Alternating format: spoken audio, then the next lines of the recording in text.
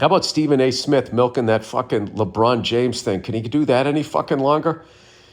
If he put his hands on me, I would have started swinging.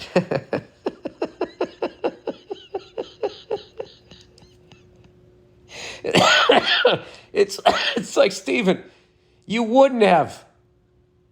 You would have gone right down to the ground, just like I would have, just like anybody would have. The guy's 6 foot, he's a 6'10" defensive lineman. If that guy punched you, if he slapped you in the head, you would have had to learn how to read again. That is the one funny thing about being a guy, is that not only do you have to act like you're Steven Seagal, oh, that's probably a bad example. You're like, I don't know, one of these action heroes that hasn't been exposed. Yeah, you're like Commando. Like you're somehow Navy SEAL adjacent. Just, oh man, if that happened, I would have, there would have had to be at least 3 guys pulling me off of him. If he fucking disrespected my fucking what? And the reality is most of us are just going to sit there and take it. Or if we do throw a punch, it's going to be going a third of the speed that we think it is, and we're going to get knocked out.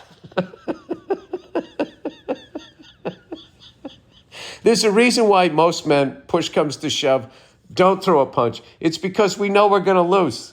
And we learned that early on in life.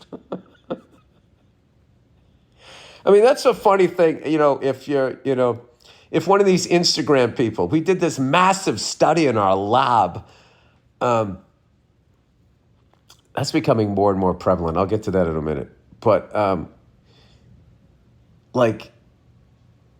why a man has to fucking act like he's going to do something. Like, there's Stephen, there's literally nothing that you could have done. Okay? And it's all right. You're literally going up against a superhero, and you're just a sportscaster. Like, no one's winning that fight. It has to be another fucking NBA player or one of these fucking MMA superhero guys. They could win that fight. They could take him down to the ground and somehow, I don't know what. But you're not going to do it, and it's okay. You don't have to fucking... There was no reason to say that. That makes all of us feel bad because it reminds us of when we said that shit. Oh, man, they're lucky. They're lucky that's my favorite Applebee's. Oh, Jesus Christ, that fucking sizzle plate would have been flying, because you know me. Dude, you know me. I don't give a fuck. You do give a fuck. You go to Applebee's, you had your napkin tucked in under your chin. You gave a fuck about your fucking shirt. If you give a shit about your shirt, you definitely give a shit about not getting the shit kicked out of you or, getting arrested for assault. You know who really doesn't give a fuck?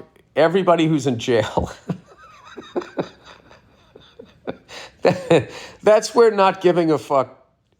That's where the people who truly don't give a fuck live.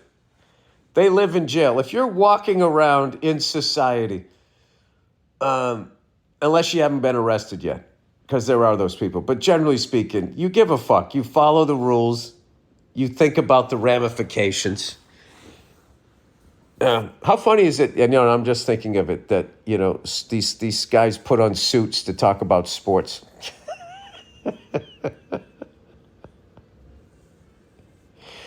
I just want to stop right now and talk about the absolutely horrible transition defense why are you wearing a suit? Why do you want to take this time to talk about that? I don't know. The older I get, the less I fucking understand anything other than just sitting down and watching the fucking game. And then it's over. It's fucking over. I don't need to listen to people's comments, their takes, their hot take, their medium warm take, their fucking room temperature take. I don't need to hear it.